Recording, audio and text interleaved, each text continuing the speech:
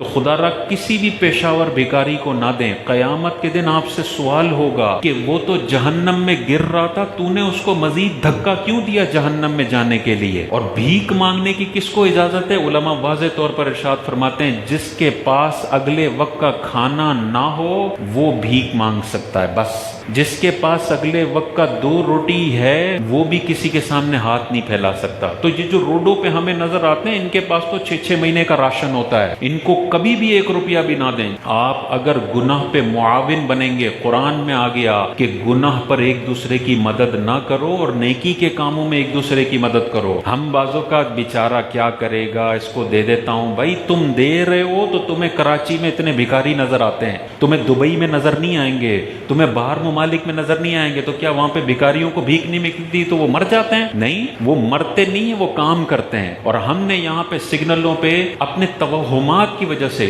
اس کو نہیں دوں گا، یہ بد دعا کر دے گا، یہ فلانا کر دے گا، اس کو دے دیتا ہوں، میرا بیٹا پیدا نہیں ہو رہا تو بیٹا ہو جائے گا۔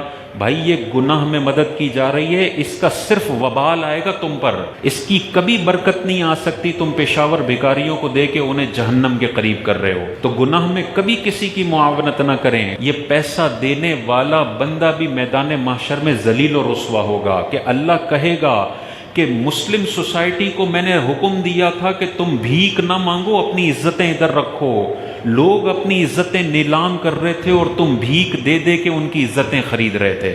تم نے لوگوں کو ذلیل و رسوائی پر مجبور کیا، تم بھیک نہ دیتے یہ سارے کام کرنے لگ جاتے۔ تم نے اس کلچر کو بڑھاوا دیا ہے، یہ میدان معاشر میں ہم سے سوال ہوگا۔ ہم لاکھ دفعہ چیخ چیخ کے منع کرتے ہیں، اس کے باوجود بھی لوگ پتہ نہیں کن توہمات کا شکار ہیں کہ ان کو دیے جا رہے ہیں، اور ان کی انڈسٹری دن بدن پروان چڑھتی جا رہی ہے۔ حضور کی بارگاہ میں ایک انصاری صحابی آئے اور حضور سے سوال کر لیا، مانگ لیا، تو حضور علیہ الصلوۃ والسلام نے ان سے فرمایا کہ تمہارے گھر میں کوئی چیز نہیں ہے؟ تو صحابی رسول نے فرمایا یا رسول اللہ صرف 2 چیزیں ہیں گھر کے اندر، ایک پیالہ ہے اور دوسرا ایک چادر ہے جو میں سوتے وقت اوڑھتا ہوں، بس یہ 2 چیزیں ہیں۔ حضور نے مانگنے کو کس قدر ناپسند فرمایا، حضور نے ارشاد فرمایا کہ صرف تمہارے پاس 2 چیزیں ہیں، جاؤ گھر جاؤ اور 2 چیزیں لے کر آؤ۔ وہ صحابی گئے گھر پر، ایک پیالہ اور ایک موٹی چادر لے کر آئے، حضور کو دی۔ حضور علیہ الصلوۃ والسلام کھڑے ہوئے اور صحابہ کو فرمایا کون ہے جو یہ 2 چیزیں مجھ سے خرید لے؟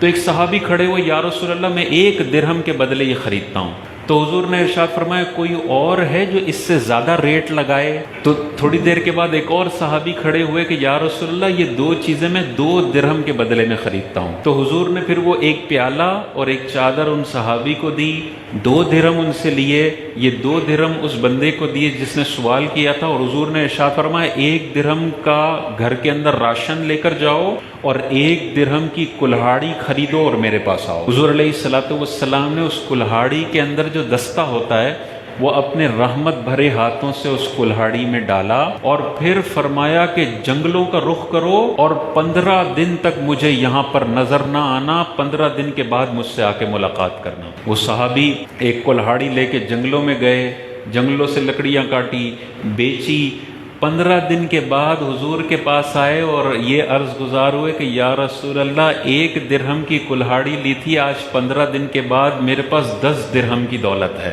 یہ کاروبار کی برکت ہے۔ ایک مانگنے والے کو حضور نے فرمایا کہ سارا گھر کا بیچ دو، 0 پہ آ جاؤ، لیکن مانگو نہیں، تم کاروبار کرو۔ وہ 1 درہم کی کلہاڑی سے 15 دنوں میں 10 گنا انویسٹمنٹ ہو گئی۔ جس کے گھر میں صرف 1 پیالے کا ٹکڑا ہو، حضور اس کو بھی فرماتے ہیں مانگو نہیں، بیچو پورا گھر۔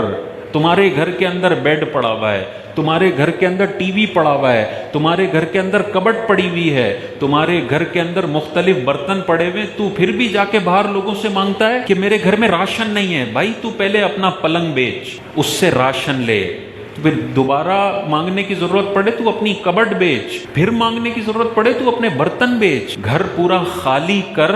اس کے بعد بھی آٹے کے لیے پیسے نہیں مل رہے تو اب کہیں جا کے مانگنے کی اجازت ہے، اور وہ نوبت آتی ہی نہیں ہے۔ جو اپنا سب کچھ بیچ کر بھی بھیک مانگنے کو اگنور کرے نا، اللہ تعالیٰ اس سے کبھی بھی مایوس نہیں فرماتا ہے۔ وہ تھوڑی سی اگنور کرنے کی کوشش کرے، اللہ تعالیٰ اس کے رزق میں فراوانی فرما دیتا ہے۔ اور جو لالچی انسان ہو، میں کیوں اپنا پلنگ بیچوں، میں کیوں اپنے برتن بیچوں، میں کیوں اپنا بٹن والا موبائل بیچوں، بٹن والا موبائل موصوف نے رکھا ہوا ہے اور فون پہ بول رہے ہیں زکوٰۃ دے دو مجھے کیونکہ کھانا نہیں ہے۔ بھائی حضور ایک پیالے میں بھی منع کر رہے ہیں، تو نے 2000 روپے کا موبائل رکھا ہوا ہے، پہلے بیچو۔